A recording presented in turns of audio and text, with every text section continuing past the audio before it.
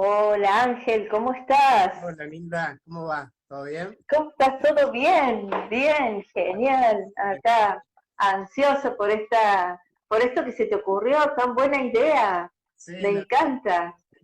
la venía gestando ya pensando desde que, bueno, empezamos con esta cuarentena, que no me sale la palabra Ajá. cuarentena, me sale la palabra reclusión. Mirá vos. Hola Clarisa, hola María. Reclusión. Sí, sí, Ujú. sí, me viene esa palabra. Y Claro, vos sabés que yo uní otro término, voy a poner un poquito más de volumen. bien, ¿Ahí escuchas mejor? ¿sí? Ay, yo hice lo mismo, preparé el mate, che. Bien.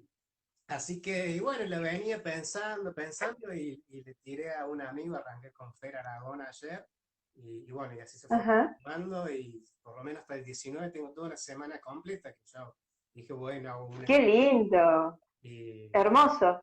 sí, Hermosa la idea de poder hacer una cosa así, porque además me parece que son momentos donde las personas que por ahí vemos otras cosas ujú, o tenemos la conciencia un poquito más ampliada en algunas cosas, no significa ni bueno ni malo, significa un poco más ampliada en algunas cosas, somos los que deberíamos poder sostener el proceso y acompañar a la gente y hacer cosas para que ellos también puedan empezar a ver que esto, que esta reclusión, como vos le llamás y que yo lo llamé retiro consciente, no ujú, tiene que ver con que vas a salir a la calle y te vas a morir, sino más que nada no colapsar el sistema de salud para que otras personas, ujú, ¿sí? Que también están, que también tienen dificultades de salud, que tienen una apendicitis, etcétera, puedan llegar al sistema y ser atendidos.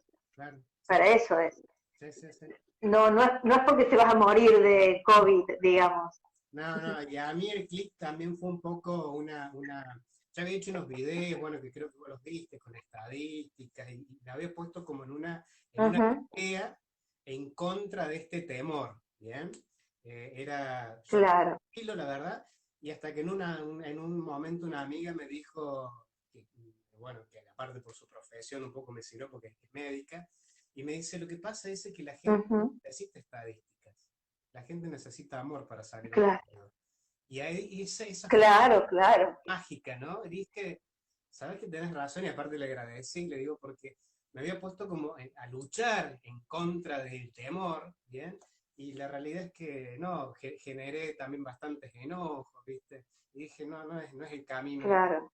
Y también Para nada. no Y, decir, te dio la palabra clave, porque en realidad según el Kabbalah, viste que yo lo sigo mucho a Javier Wolkoff, sí, sí, gracias. según el Kabbalah, las emociones que existen es el amor como la emoción más fuerte y el miedo. Y más nada, no hay otra emoción más, solamente el miedo y el amor.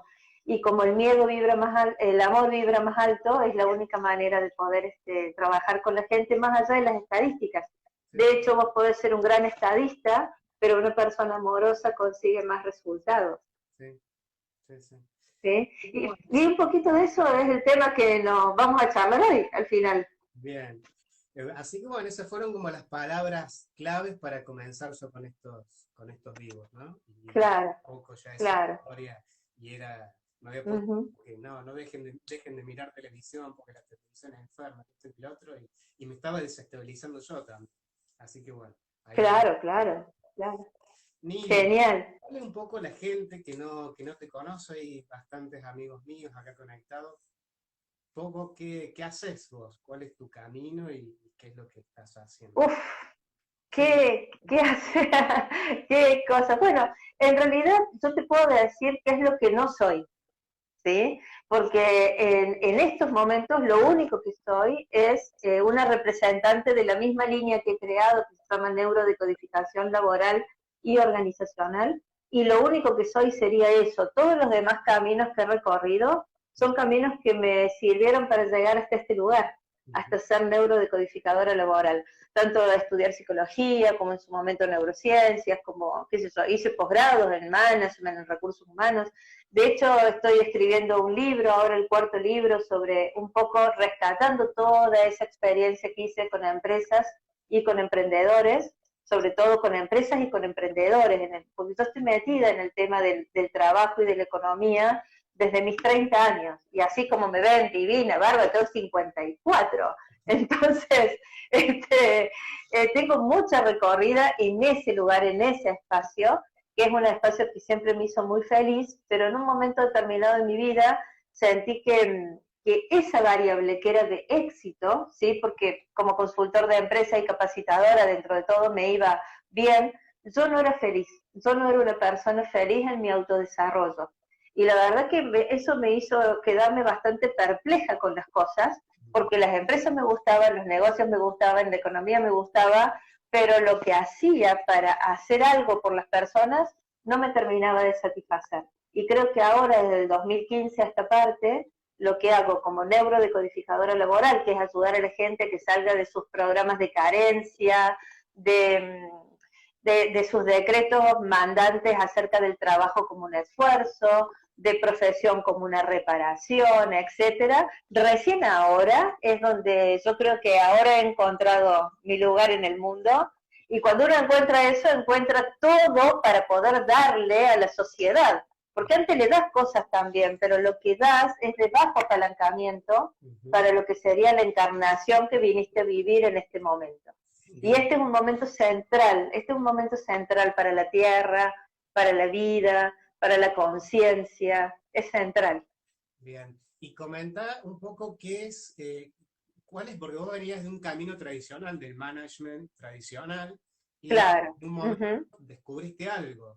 ¿Qué pasó para tener ahora esta línea propia, que es la neurodecodificación? Claro. ¿Y por qué neuro? Bueno, la parte de neuro, sí, eso está bueno, porque muchas veces las corrientes holísticas van dejando cosas de lado. Entonces, algo que dejaban, por ejemplo, las corrientes tradicionales dejan de lado la energía, las emociones, el alma. Y las corrientes holísticas dejan de lado la mente, ¿sí? Como, es más, te dicen, no pienses, ¿sí? Permití que tu alma sea que ese y no pienses. O pasaba lo otro, del otro lado, digamos, de las corrientes tradicionales, decían, ay, esta gente con la energía, ¿dónde cree que va? Y resulta ser que nosotros somos todos, somos la mente, somos el espíritu, somos la materia biológica, somos nuestras emociones, somos nuestra energía.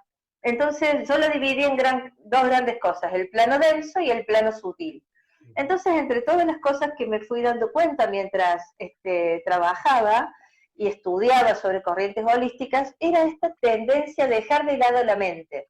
Pero resulta ser que uno sabe que es la mente de Dios la que ha creado todas las cosas, y nosotros tenemos una mente. Lo que nos separa de los mamíferos es que tenemos un cerebro desarrollado que permite procesamientos mentales. Y esto es muy importante, porque sin esos procesamientos mentales no podríamos tomar decisiones, resolver problemas, hacer obras de arte. ¿Entendés? Ni siquiera vamos a hablar de hacer un edificio, hacer una obra de arte. No sería posible la conexión del humano con la belleza si no tuviéramos mente. Entonces, y además, bueno, porque mis estudios tenían que ver con el inconsciente cognitivo, que es de Kahneman y de Tversky. Kahneman fue un premio Nobel de economía siendo un psicólogo cognitivo. Entonces, cuando yo empecé a ver esas cosas y empecé a darme cuenta que eran integrales y que se podían integrar, le puse el nombre neurodecodificación porque tomo todos los inconscientes, ¿sí? Tomo la manifestación del inconsciente a partir de la palabra, que es lo que uno estudia en psicología, se llama psicoanálisis, la manifestación del inconsciente a través de la mente, que se llama inconsciente cognitivo, y la manifestación del inconsciente a través de la biología, que es el inconsciente que descubre Hammer, que vos lo conocés, hasta te diría mucho mejor que yo por tus estudios y por tu profundización como terapeuta, que se llama biológico. De ahí viene. Por eso y laboral y organizacional porque era mi ámbito de aplicación. Bien. Yo lo que me di cuenta es que las corrientes holísticas traían conocimiento de las enfermedades a las empresas, pero que no son replicables directamente. Es como si yo tratara de mis conceptos empresariales, sumarlos a la salud y darlos por hechos. Claro. Y no, tenés que tener investigación en cada lugar. Y yo me he dado cuenta que no tenía investigación en la parte empresarial, organizacional y después laboral. Una persona que pierde dinero, que no que no consigue trabajo, que quiere pasar de ser empleado a ser emprendedor y no sabe cómo, ese tipo de cosas. Bien. Yo siempre digo que medianamente cualquier decodificador, digamos, que ha estudiado de estas líneas, aborda, digamos, el tema laboral, siempre vemos charlas, Sí. pero tu trabajo es mucho más profundo. En qué investigaste, qué hiciste como para destacarte dentro de esto? Porque la investigación que hiciste es sumamente extensa, profunda, y tiene que ver, creo, con esta fusión, ¿no? De todo tu camino y tu trayecto desde el management tradicional, desde la psicología, después cuando incorporaste las corrientes biológicas, ¿no? ¿Cómo Claro. llegaste a abordar Quizás lo que, esto? sí, quizás lo que me pasó es que a mí me preocupa y me preocupó siempre la pobreza. Es un tema, y seguramente tiene que ver también con mi clan, y de hecho lo tiene que ver con mi clan.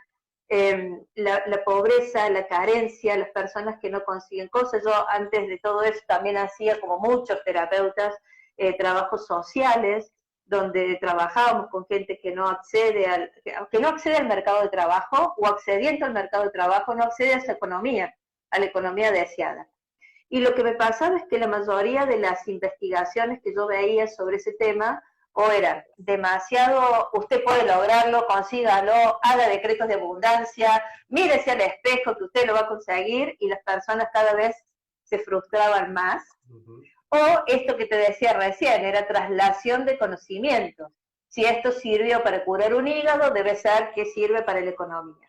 ujú, Y bueno, a medida que fui trabajando con la gente, porque en el año 2015 me dediqué solamente a estudiar y a trabajar con algunos empresarios, etcétera. Pero a partir del año 2016 empecé a dictar talleres, ujú, y algunas personas se fueron, un puñadito de personas se fueron sumando, iba tomando notas de mis clientes de empresas, ujú, y me empecé a dar cuenta, ¿sí?, que aquellos primeros cuatro conflictos básicos que tiene Hammer ujú. sí eran importantes para las organizaciones, en el sentido de decir, las personas en verdad resuenan con el plano de la supervivencia.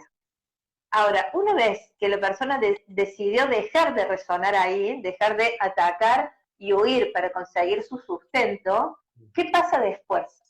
Y lo que pasa después es que las personas empiezan a decir, bueno, una vez que dejo de sobrevivir, derivo, digamos, mi sensación de sentirme protegido en una organización mayor. Y esos son los sindicatos.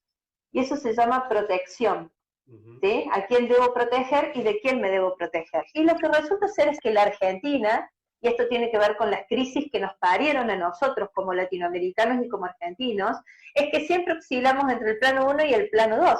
El plano de sobrevivimos, nos atacamos, bueno, ahora se ve mucho, de hecho, a nivel social, esto de hay una persona en la plaza, manden un móvil porque rompe la cuarentena. Y capaz que la persona vino a hacer compras, estaba fumando un cigarrillo y seguía para su casa. Ujú. ¿Entendés? ¿Qué es esto? ¿Ataco y huyo? ¿O quién me va a cuidar? Es Que que, me cuide el gobierno, la policía, etcétera. claro, es que la estamos operando, o sea, la gente vio que estaba operando con esto, ¿no? Muy con el tallo, y estamos ahí, ¿no? Por eso también un poco decidí hacer esto, ¿no? Que te comentaba antes, ¿no? Me di cuenta, dije, ¿qué estoy haciendo? Claro, Estoy en esto de defenderme yo no me defendía del virus, sino del miedo que generaban los medios con el virus. Ahí es cuando decidí hacer esto. Sí, exactamente. bueno, en Sí, eso. de hecho, cuando uno está en contacto con médicos y qué sé yo, te dicen que los medios desinforman, porque justamente el tema del virus tiene que ver más con que no salgas para no colapsar el sistema de salud, para que mucha gente no se enferme, que porque no te vas a morir. Sí. ¿Sí? Porque no va a pasar que te mueras. Tiene que haber otros componentes más sutiles, o en el plano más sutil, para que realmente te ataque el virus, orgánicamente haga nido, y vos termines, digamos, tu plano encarnado, tu vida, a través de esta manera. Claro, sí, que simplemente ¿Mm? de manera. Bien. Claro, claro. Otra cosa. Eh, Bueno, ahí me uh-huh. dicen que se escucha bajo, así que me voy a acercar un poquito, porque yo no tengo como vos un micro acá. ¿Viste? ¿Viste qué tecnológica? Bien, está bien. Lo que pasa es que ayer, como me escucharon bien así, dije, bueno, pensé que era innecesario. y esta palabrita que aprendí de vos, el innecesario. Innecesario. Bueno, comentame un poco del próximo libro, que me dijiste que estás ahí en la... Y acá tengo una partecita del libro. Yo calculo de que ese libro es particular porque es el aporte que la neurodecodificación laboral va a hacer al mercado, Ujú. porque lo terminaré de escribir en una semana más o menos. Después viene todo un proceso de diseño, etcétera, pero lo vamos a subir gratis de manera para descarga gratuita, tal y como está mi primer libro también, que ya está para descarga gratuita en enfocate.org. ¿Por qué? Porque cuando lo empecé a escribir una mañana me desperté y se me ocurrieron pensar que cuando uno quiere salir de ser un empleado, sobre todo en esta situación de crisis, donde decís, bueno, a ver quién me cuida, en el a ver quién me cuida, hay muchas personas que dicen, necesito dejar mi emprendimiento y volver a la relación de dependencia. Y hay otros que hacen al revés. Dicen, necesito dejar de trabajar para otro y tengo que hacer algo por mi cuenta. ¿Sí? Bien. Entonces, este libro un poco atraviesa o indaga los pasos de la persona que dice, quiero dejar de trabajar en relación de dependencia y pasar a ser emprendedor. Y entonces, y hay una primera etapa de 4, solamente vamos a desarrollar una porque es muy extensa, que tiene 3 componentes. El primer componente para poder salir de empleado a emprendedor es que vos seas capaz de capturar lo que te apasiona. Si no sos capaz de capturar eso, y ahora vamos a hablar de cuáles son los obstáculos para capturar la pasión, ¿sí? Si no sos capaz de capturar la pasión, esto no ocurre. El segundo paso es que vos hagas algo, una actividad con cierta naturalidad. ¿Sí? ¿Qué es naturalidad? Que sea una habilidad que vos la tenés y esa habilidad te resulte cómodo, efectivo, lindo desarrollarla. Y la tercera es que tomes la decisión. Entonces, la primera etapa, que tiene que ver con poder pasar de emprendedor a empresario, en realidad tienes 3 subcomponentes. Capturar la pasión, la naturalidad y la capacidad de decidir. Y si vamos a la primera, que es la capacidad de capturar la pasión, ahí tenemos encima 2 grandes vertientes de conflictos. Es decir, 2 conflictos que nos pueden obstaculizar a eso. Uno viene de las corrientes bio, ¿sí? Que son las del inconsciente biológico, todo aquello que significó vida se repite, unión familiar se repite y acciones luminosas, que vos estés orgulloso de esas acciones, se repiten. Entonces eso puede afectar la pasión en este sentido. Por ejemplo, si vos cuando te apasionaste mucho por algo, dejaste a tu familia, ¿sí? Y tu familia te reclamaba, eso es desunión de la familia. Entonces, ¿qué dice el inconsciente? No es tan bueno de que vos te apasiones, porque cuando hay pasión, podés dejar a tu familia. O producto de que fuiste muy apasionado para trabajar, te dio un infarto y te moriste en el trabajo, ¿sí? Un ancestro tuyo. Pero hay otra que es mucho más subrepticia, por decirlo de alguna manera, y afecta casi te diría peor a la pasión, que son lo que se llaman acciones reprochables. Cuando una persona ha sentido vergüenza por algo que ha hecho su familiar, como por ejemplo era jugador, o sea, era ludópata, tenía adicciones, era infiel, o era un abusador, o hubo casos de incesto, pedofilia, todas esas son acciones reprochables, en donde el dinero, ¿sí?, queda enganchado a la pasión, porque es una persona muy apasionada la que puede hacer una acción reprochable. Por ejemplo, una infidelidad. Entonces ahí lo que pasaría es que no tenemos, digamos, activo un poco la pasión, porque estoy enganchado a Claro, un ancestro que tiene estas acciones reprochables. Bien. claro, lo que hace el inconsciente es bloquea la pasión. Entonces, ¿qué pasa?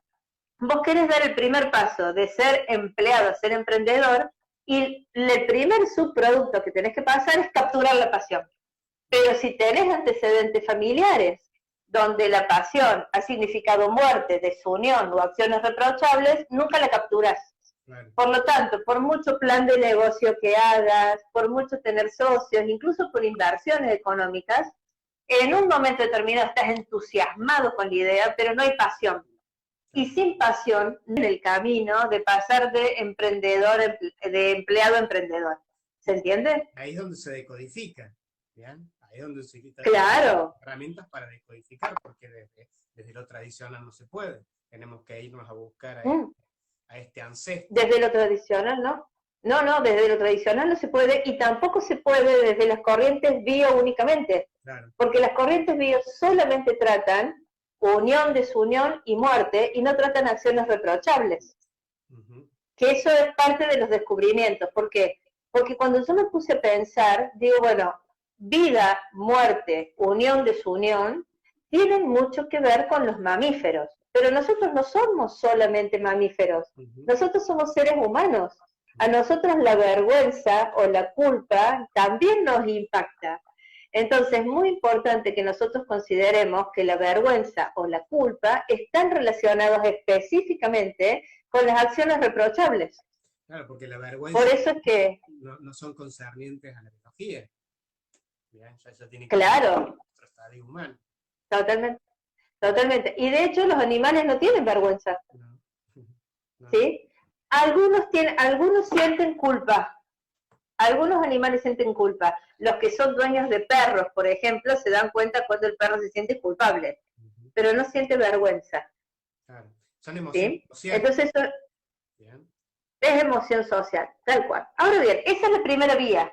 Entonces digamos, bueno, a ver, vamos a hacer un resumen para los que entraron recién. Vos querés pasar de empleado a emprendedor, listo, tenés que atravesar de 4 etapas, por lo menos una, que es capturar la pasión. Ahora, esa etapa de capturar la pasión tiene 3 situaciones. Capturar la pasión, ¿sí? Tomar la decisión y hacer cosas con naturalidad. Pero la primera, capturar la pasión, es la que toma y permite que aparezcan las otras dos. Ahora bien, esa es una vía, la del inconsciente biológico, que puede atender, digamos, de bloquear la pasión. Pero hay otra vía más. Y esta vía la descubrí estudiando profundamente a una psicóloga transpersonal de Madrid, que es española, que es contemporánea nuestra, que se llama Paloma Cavadas. Y ella dice que hay conflictos que atraviesan el alma y que son 3. Y ella los denomina como conflictos nucleares o los llama específicamente trauma nuclear. ¿Qué significa esto? Que le sumamos a la parte inconsciente, ¿sí?, una parte que tiene que ver con el alma. Y estos 3 se llaman, digamos, cuando el espíritu decide venir a encarnarse, atraviesan esa primera separación de la fuente, a ser un espíritu encarnado, atraviesan esa primera separación, 3 conflictos. El conflicto de abandono, el conflicto de rechazo y el conflicto con la autoridad. Y acá es donde viene la parte interesante, ¿sí? Porque, por ejemplo... Vale, ¿por qué rechazo? ¿Por qué? Porque de separación, pero ¿por qué rechazo y autoridad en ese momento? Porque el conflicto de rechazo tiene que ver con que yo espero tener pertenencia, espero que alguien me tome y los demás me rechazan, ¿sí? Entonces la persona lo vivencia a nivel de su vida, ¿sí? Muchas veces. Hay personas que uno de sus conflictos fundamentales es el rechazo.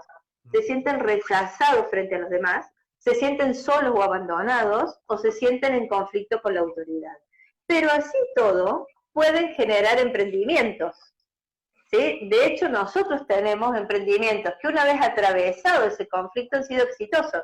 Por ejemplo, Mark Zuckerberg, el dueño de Facebook, ¿sí?, él parte desde el conflicto de rechazo, porque él era un rechazado social, y termina haciendo Facebook desde una lógica, que es la lógica de todas las personas deben querer pertenecer igual que yo, y para pertenecer tenemos que hacer algo sencillo, ¿sí?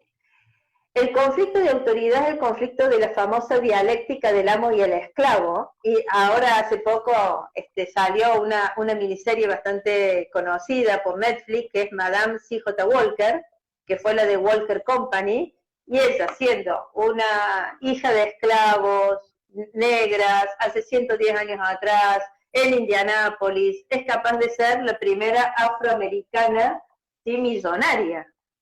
Entonces, fíjate que ella puede armar una empresa con herramientas, incluso te diría, de marketing actuales, pero desde el conflicto, ¿sí?, de autoridad, porque ella le pide a su jefa en su momento, o a la persona que ella le lavaba la ropa, que por favor le permita vender sus productos, y ante la negativa de esta mujer, lo que hace directamente es, le roba, porque le roba literalmente los ingredientes de la receta y hace el producto para recuperar el pelo de las mujeres afroamericanas a medida de ella, y termina formando una empresa.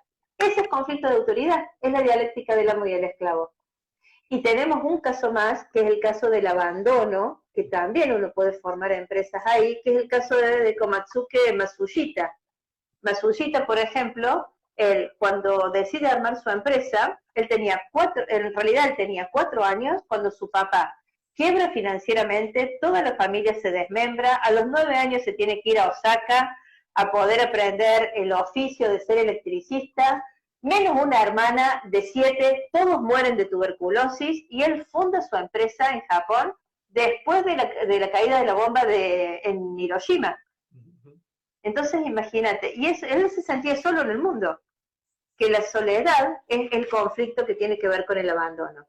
Entonces, como uno ve, uno puede terminar siendo un emprendedor a partir también de atravesar esos 3 conflictos. Y eso es lo que voy trabajando en el libro este que estoy escribiendo.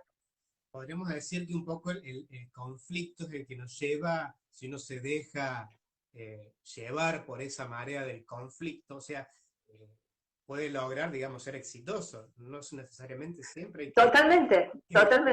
Hay que renegar del conflicto. Bien, a veces. No, en realidad lo que hay que hacer es atravesarlo el conflicto. Lo que hay que hacer es integrarlo y transmutarlo el conflicto. Ahora, ¿qué pasa cuando uno se queda en el conflicto? Vamos a ver, que también hay emprendedores que se quedan ahí y por quedarse ahí no pueden hacer el paso. Cuando uno tiene el conflicto del abandono, específicamente, que recordemos, no tiene que ver solamente con el inconsciente biológico, tiene que ver con un conflicto que está relacionado con el trauma que viene a atravesar el alma en esta experiencia encarnada. Esa es la postura de Paloma Cavada. Cuando uno tiene el conflicto del abandono, son todos aquellos emprendedores que fundan empresas o que fundan emprendimientos, pero resulta ser que no logran confiar nunca en las personas, en los equipos que tienen. Permanentemente son solitarios, piensan que están solos, están esperando que los demás le lean la mente, y cuando eso no sucede y los demás no le leen la mente, entonces confirman de que ellos están solos y que deberían hacer los emprendimientos por su cuenta. Y una de las cuestiones que más tiene el conflicto de abandono en este sentirse solo, tiene que ver con la decepción y la desesperanza. En situaciones de crisis, ¿sí?, lo que más quedan embargados en estas, siendo emprendedores, ¿no?, en situaciones de desesperanza, de decepción, de estoy solo, ¿quién me va a ayudar? Tengo que correr con todo esto, ¿cómo voy a hacer para pagar las cuentas? Son aquellos emprendedores que vinieron a transitar el conflicto del abandono. ¿Qué pasa? Ese conflicto del abandono se cruza con abandono dentro del inconsciente biológico. Y son aquellos emprendedores que pueden bajar mucho de peso, subir mucho de peso, y ya estamos hablando de cuestiones de abandono, o como la naturaleza, frente al abandono, para no ser descubierto el cachorro ante otros depredadores, o bien queda demasiado flaco o bien engorda para ser fuerte.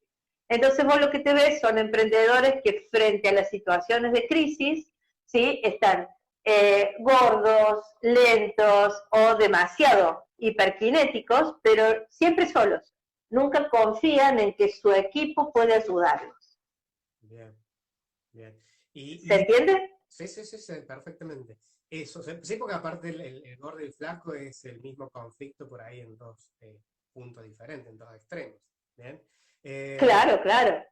Y eso. Bueno, vos sabés mejor de eso y lo podés explicar ahora, desde la biodecodificación, lo que significa. Bien, pero ahora la protagonista sos vos. Así que, bueno, y volvamos un poquito al libro. Bien, ¿por qué este título? Este título tiene que ver con. Las crisis que nos parieron. Las crisis que nos parieron, porque, mira, hay algo que yo me puse a pensar mientras trabajaba, mientras hacía cosas, como todo el mundo, ¿viste? Al principio de la cuarentena todos nos pusimos a limpiar, a ordenar, a disfrutar del momento, Y recién como a la segunda semana, todos empezamos a pensar y a reflexionar, a ver de qué se trata esto, qué significa, bueno, y eso me pasó.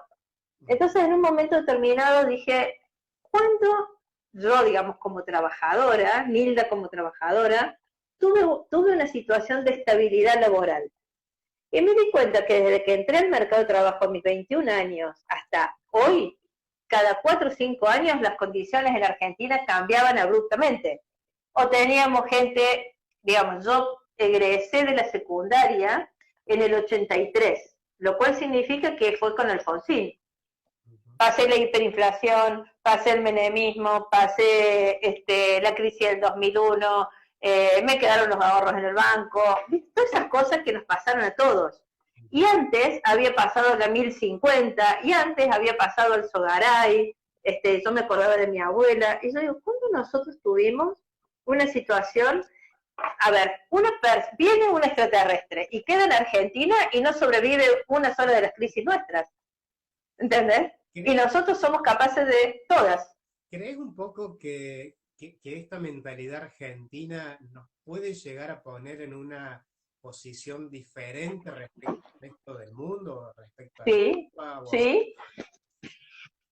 Sí, no solamente diferente, te digo, Adrián, me parece que es una situación de ventaja. No